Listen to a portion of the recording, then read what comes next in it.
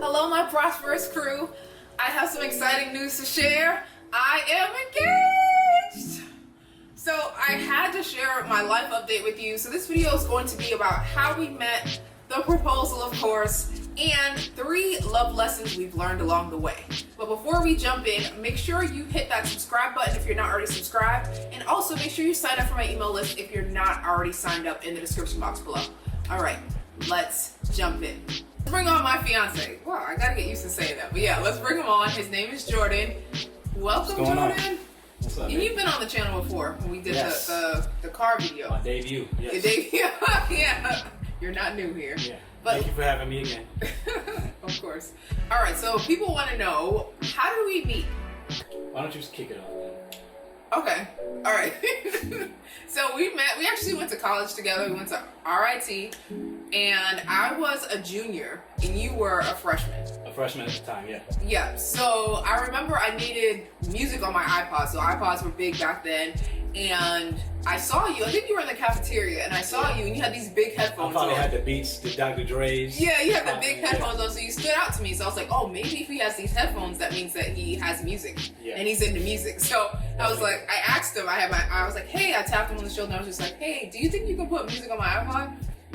Which is so random, I know. Like, and you could have been like, no, like, who is this strange woman? But like, you were just, you just helped me. You're like, yeah, sure, of course, I can put music on your iPod. So that's how we met. That's pretty much how we met, yeah. So I walked like probably over a mile to walk to your dorms off campus to like.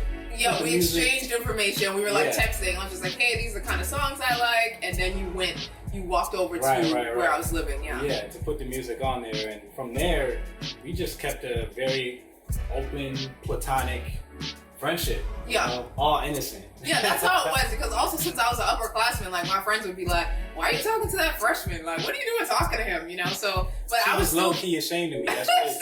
No. Well, I was still very kind to you. Like, I would see you, I would say hello, like we would give each other hugs. And like, we would just like keep in touch. And at least from me, you were just gorgeous. And obviously I knew you were an upperclassman, and all I had was 18-year-old freshman game at the time. So I had no place to even try to bag you or lay game or run the line. So I had to just play it innocent, and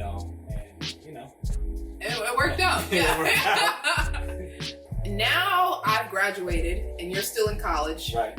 And so we're just like keeping in touch through Facebook messages, text messages, and I'm just updating you on my life. I'm like, hey, how's school going? And you're like, how's work? We were just pretty much open and receptive to each other the entire time. I would always hit you up and kind of support your work endeavors and then your entrepreneurial endeavors. Yeah, and I remember like if I was coming out with a product, I'd be like, hey, what do you think about this? And yeah, I remember those conversations. And then we talked about pretty much our dating life, because obviously we were dating other people at that time, and just learning our life lessons, our ups and downs. Yeah, so that's how it really happened. We just kept in touch throughout the years, and then once you graduated, you were in New Hampshire and I was living in Boston. So every now and then you would be like, hey, do you want to grab lunch? And even during the lunch, it was super platonic. Like, I'm paying for my meals, you're paying for yours. We're just checking in as just friends. Right, there were no moves made whatsoever. Moves. Not even batting an eye. It was just very like a friend. Yeah. But he was always just so kind. Yeah, I always just tried to be respectful at the end of the day. What do you feel like was your mindset during that time? Like when you were dating then, like what was your mindset? Well, for one, obviously at the time, distracted by toxic culture, chasing the women, wanting to get money, spend it, go out a lot, obviously all the things of being a boy, right? Not being a man yet, just being a boy. And I felt like my relationship with my mother at the time was pretty damaged, and so I avoided commitment. I avoided a lot of relationships. So I had plenty of situationships, but at the same time, my mom raised me well. So I was a gentleman. I always treated You were women. very kind to me. Like I remember like texting you, and a lot of guys back then, like, if I was talking to them, like they would just not text me. If I'm texting you at like 8 o'clock, suddenly you just fall off, and then I don't hear from you till the next day. But me and you agree on a conversation texting, you'd be like, hey Candice, this is such a great combo. Like I'm about to go out with some friends. I wish I could chat longer, but I can't. Like I'll talk to you tomorrow. Like I'm like, oh, that's so nice. He's letting me know, like, versus just not hearing from him. So that was very nice. That was different. Thank you. So I was always honest, pretty much, right? I was always honest, always respectful, even if I was doing my thing. But when it came to you, I always had a crush on you. I always respected you. I always just kind of looked up to you and everything that you was doing, right? So that's the energy that I kept the entire time. That was my mindset. Okay. Right. So that's why I never made any moves. I was distracted, and I wanted to make sure I came correct when the time was right. Got it. And for me, during that time, my dating mindset was I was very much, when I was younger, just focused on the flesh. I just wanted to, focus on the looks and not really thinking about the internal things that were on the inside. So that was kind of like my mindset. And I kept kind of meeting guys that I felt like I wanted to change them, right? Because they weren't like exactly what I wanted. So I'm trying to like change them. I'm like, you need to do this. You should be doing this thing. You should dress like this. But like, I had to realize that I had to find somebody that I just liked at their core, right? Who they were at their core. And that's what I liked about you. I liked who you were at your core, and I wasn't trying to change you. And I just felt, I don't know, there was just some peaceful vibes about you. That I liked. And then I was just very much, after a while, just focused on myself because I kept just not really being in the best kind of relationships. And so there was times where I was just like, I'm just gonna focus on myself. And then I remember that, I remember one night, I was just tired of the way things were. I was just like, God, just send me a good man, right? Send me a good man with a good heart. I'll treat him right. Please, I just want to get out of this life. This life of meeting the wrong people and just things not growing towards anything with anyone. Yeah. And then, it was just the perfect timing. That's when you were there. Right. You came into my life. So it was perfect timing because for me, I got tired of that bachelor life. I got tired of being in the clubs, chasing women that I really didn't want to be with long term, especially those I didn't acknowledge my value or see my value that I was bringing to the table. I just felt like it was a waste of time, and I really started thinking about what it would mean to commit, give up my womanizing ways and be more of a committed man, going from boy to man, embracing responsibility, taking ownership. And that's when I reached out, and thankfully you were available and you were trusting enough because we knew each other over so many years. Yeah, and you asked me to go you were like, hey Candice, I'm in town for the weekend, do you want to go to dinner? And at the time, I was just like, oh yeah, okay, sure. It was a Sunday night, and I was like, yeah, okay, let me just get ready. I had to go grocery shopping, but I just got ready, and I just felt excited to go. Even though we were just friends then, I was still excited to meet him and just hang out. So, but this dinner vibe was kind of different. You actually paid for the date this time, or not the date, but you paid this because it wasn't. Well, now I think about it as a date, but because now you paid, and I don't know, there's something about this time felt different. And then you're like, we should keep in touch. I would love to see you again. So then we hung out the next weekend. But this time it was different. So that's when things kind of started. Yeah, that's when things kind of bloomed. And shortly after, I asked her to be in a relationship. I was ready to embrace a long distance relationship because I was moving from New Hampshire to Charlotte at the time. And while she thought, she asked me, are you really ready for this? Yeah, I was like, are you sure you want to be in a relationship? Because, I was just done. I'm tired of the games at this point. So I'm like, listen, are you sure you don't want to just go to Charlotte, be single, and then see where it goes? He's like, nope, I'm sure. I made up my mind. I was ready. Yeah. And from there, we made sure we just wanted to talk every night. So we stayed in contact almost every day. And tried to make sure to visit each other. But at least once a month. Yeah. Right. So that's how we did it. Yeah. And then, a year later, that's when I moved to Charlotte. Yes. That's when she moved in. We were ready to step it up a little bit. And this is right before COVID happened. And since COVID happened, it's just our relationship is accelerated, and we've gotten to know each other on a far more exponential rate, right? Yeah, because we were in the lockdown. We're just in the house. We're working from home, and so all we have is each other here every day, right? Basically for 2020. Yeah. So we were praying together, working out together, eating together, everything, right? So, that's how we got to what we're going to get to, which is the engagement. The engagement. Right? All right, but before we jump into the engagement, let's talk about 3 lessons that we've learned since being in a relationship together. So 3 love lessons, you go first and then I'll go. 3 lessons that I learned in this relationship. The first one would probably be just making the mindset change from a boy to a man. Not focusing on chasing many women to focusing on one woman, and embracing the power that you get from being committed to one woman. letting go of the toxic ways and of treating women, and learning how to just embrace what it means to be responsible, be more disciplined, finding and chasing my purpose, living in my purpose, and just having discipline in all areas of my life. Really. Okay. And I was actually a little bit nervous at first because you just made that transition. You just made up your mind where it was just like 1 minute you're like, yeah, I need to give up my womanizing ways. And then the next minute you're like, and let's be in a relationship together. So I was kind of like, are you sure? Like, God. I was ready. Yeah, you were very focused, and I realized that's something about you. When you have your mind made up, you're very much just focused on that. My lesson would be about commitment, because I feel like I dealt with a lot of relationships where when things got tough, I'm not working them out. I'm just leaving. I'm like, you know what? There's somebody else better out there. I don't need this. I was just very much used to just fleeing and just retreating back to myself. I don't need this, Just in this book that we got together, my therapist recommended, it's called 8 Dates. And inside of this book, they call that negative comping. When something happens or conflict happens, you're just always thinking that the grass is greener somewhere else and somebody else is a better fit for you.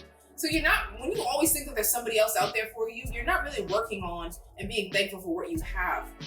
And so in the book, they talk about how commitment is thinking and communicating to your partner that they're precious and that no one can compare to them. They're not replaceable, right? So that was something that I had to learn, the true definition of what it means to even be committed.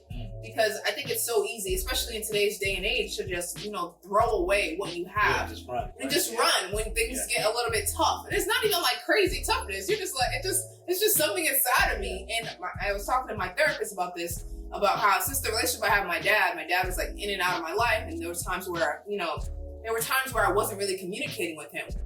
And so my younger self had to protect myself by not caring, because not caring if he calls or texts me, because that makes, it's just less hurt for me if I don't care. So I kind of shake this mindset that whoever cares the least wins. And so if I'm just I don't need this, I'm letting go, peace out, that is me my younger self showing up, trying to protect me. But I had to realize, I don't have to run anymore, right? I can work this out, and I can just truly be committed and thankful, right? This is something good that I don't have to run away from and not want to, just focus on our own grass, right? Because this is an amazing grass, and I'm thankful for it. Yeah, that's good. That's good, baby. Second lesson, I would probably say, just bettering my connection with my faith with God. That's a good one too. That's mine too. But I've always been a Christian, but it definitely got damaged over the years from, after I was 12, and once I, had to start taking care of myself and going on to college and getting on my own. So getting with you really just influenced me to want to better that connection. And by doing that, by getting into the Bible, back into the Bible, watching church every Sunday, it influenced me to understand how less I needed to rely on external validation, what others thought of me. And it prompted me to search more within myself. So understanding who I am at my core, knowing what my characteristics are, my strengths, my weaknesses, my values, what principles I stand on. And with knowing that, with taking that time and searching that, it gives me confidence knowing, I don't need anybody else but God, and I need to do things for God. And that means searching within, not looking elsewhere, searching within, searching and using the gifts that I have within me to provide value to the world and this relationship, and everything around me. Right. And that gave me immense confidence. You know what I mean? Because God provides me that strength. So when my anxiety goes down now when I'm going to meetings, my anxiety goes down when I need to step up and be a man, where I was less of that in the past. You know what I mean? So yeah, God definitely has made me stronger. I've noticed that growth in you. And before, when I was, like I said, in my past dating, I was just looking at very much the flesh and not the internal things. But I remember this time when I wrote down, I was just a God-fearing man, a man that had a good heart. And in the beginning, like you said, you didn't have a close relationship with God, but I just felt that eventually, you would get there. And so I'm just happy that, you know, that you did get there. And I remember getting you like a Bible because you kept saying, like, I need an easy to understand Bible. So I searched online, I found an easy to understand Bible. I got you that for Christmas. And you just finished reading the whole Bible. So I did, yeah. That's an awesome accomplishment. The second lesson that I've learned in this relationship is that it's important to have, you know, monthly like love/money maintenance check-in meetings with each other. Yeah. So we've started doing that. I forgot how long. We've done it since like last January because that's when I have my Hero in Your Finances workbook. So we use the workbook to actually track, you know, what's going well in our relationship, what's not going so well, what are some things we need to work on, and then also just checking in on our net worth, you know, what's going well in our finances, what's not, you know, we have, just different goals that we're trying to accomplish together. We talk about those as well. So this is the first relationship that I've been in where we're actually having a set time to meet every month and just chat about how our love is going and how our finances are going. And I think that's helped us as well. Yeah, some people may think that's corny, but that's literally the epitome of what keeps our relationship strong and growing every day, you know, and month over month. Yeah. Third lesson. My last one, third lesson is because most of my life was spent avoiding love, I would say in this relationship, I'm understanding the importance and the necessity of having it within my life. Just understanding how important it is to just embrace partnership, embrace what it means to have family, build connections, you know, building and saving and investing wealth so that you can pass that on to the family in the future. You know, we were watching the Netflix documentary of David Letterman when he sat down with Dave Chappelle. Oh, yeah. And this line he said, you know, he makes sure to say, I love you to his kids every time he sees them because it's something about just knowing that someone loves you that makes you go into the world and be powerful, confident, and stand strong. And I realized how a lack of that has affected me growing up. And even, you know, me going through high school, college, and how I had to struggle on my own, not having, you know, a strong backbone of love for my family, or even from the relationships I was getting into with, or situationships I was getting into with women. So, love has made me such a transformed man, and it's not a sign of or an area of vulnerability. It's an area of strength, and we gotta definitely embrace it, and we gotta know how to show it because, you know, at the end of the day, love is God, right? So, I love that. Love is really important, and like I said, I just definitely noticed the growth in you. So my last lesson, and then we're gonna get to the engagement, is what's my last lesson again? My last lesson is just, you know, just learning to let go of Miss Independent. Because, you know, I feel like I was raised in a single mother household, so I just watched my mom, after my parents got divorced when I was young, I just watched my mom have to do everything on her own. You know, she had to work multiple jobs. She had to, you know, come home, she has to cook, she has to clean, she has to help us with our homework. Like, she had to just wear so many hats. And so just seeing how strong she was, you know, that's just kind of what I thought maybe that's how it should be. And so when we got together, I still was very much just, you know, just this strong woman trying to do everything and not wanting to let you know if I need help, right? So I had to kind of let that go and be like, no, I don't want to be this, you know, superwoman. You know, I don't have to be superwoman because I have help now, you know, and trusting that I can trust you, right? And, you know, even if it's not what I saw growing up, that I can just still manifest and, you know, build something different. Yeah. And so, like, I had to learn to let you in. I had to learn to ask for help. You know, I had to learn to just, let you lead, trust your vision, and let you be the man and not just trying to do everything on my own. Right. We are one team. Yeah, being on the same team. Yeah, we're on the same team. And, you know, you serve a purpose, I serve a purpose, and we come together as a union and we make a stronger team. And that means we have to know what areas we can, you know, lean off of a little bit and what areas we need to kind of step up. You know, to kind of push things in the right direction, no matter what. So, I'm here. I'm here as a backbone for support. I know, I appreciate you. You've definitely been there for me this year, and I'm just extremely thankful. And you've done tremendously more for me than I've done for you. So, Aw. Stop. Okay, let's get to the engagement. All right, so how did the engagement go down? All right, so actually, I had sent you an article to like things to do in Charlotte or North Carolina. I was looking at it, and I saw this getaway was there in this tiny cabin. So I sent you the link, and I was just like, "Hey, this link seems like a cool list of things to do." Yeah. And then you just told me like you just like kind of booked it on your own. You're like, "Oh, our anniversary is coming. I booked the trip for us." I was like, "Oh wow." Yeah, so Getaway House is pretty much it's like a modernized modernized glamping. It's got they call it glamping. It's like camping but glamping because these mini cabins had AC in it. It had a shower, toilet, a little stove, kitchenette, refrigerator. Yeah, they just have all these like advanced things that you wouldn't get on a normal camping trip. But you also still have the campfire, very intimate setting, small, minimalistic. So yeah, I booked that for us, and so yeah, how did they go? So we got out there, we relaxed, we unwinded. We talked by the pond, which was a great setting. It was beautiful. It had the water stream and everything. And we had some sticks. You lit the fire. Yeah, lit the fire, which was a little bit of a struggle, but we got it. got it. My first campfire, and yeah, we had 2 thick ribeye steaks ready to go. Delicious. Some potatoes and asparagus.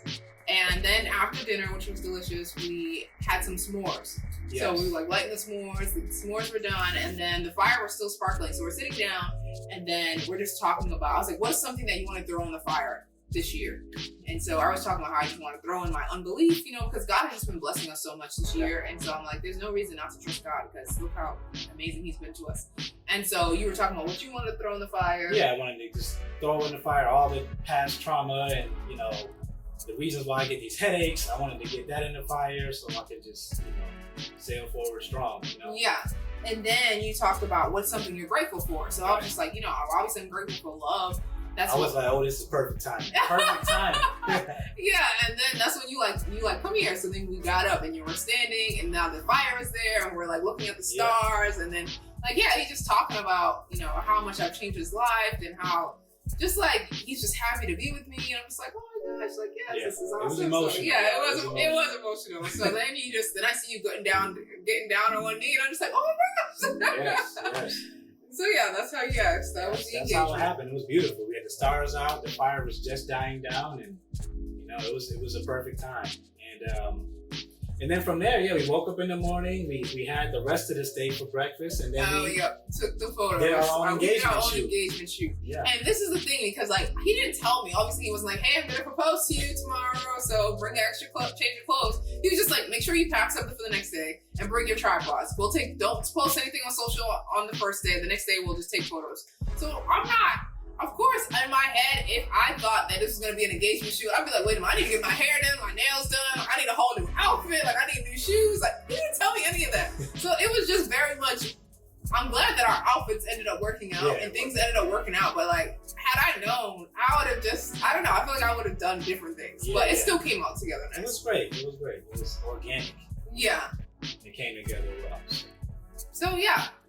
That is our engagement, and we want to just thank you guys so much for, tuning into our life updates, and hopefully you found this video helpful. Again, if you are not already subscribed to this channel, make sure you hit that subscribe button, and make sure you also are, I'll make sure you are also signed up for my email list if you're not already. But that's all we have for you guys today, and until next time. Thanks for tuning in. We'll see you guys later. Bye, guys. Oh, that was nice. Oh, who told you to give me this rose?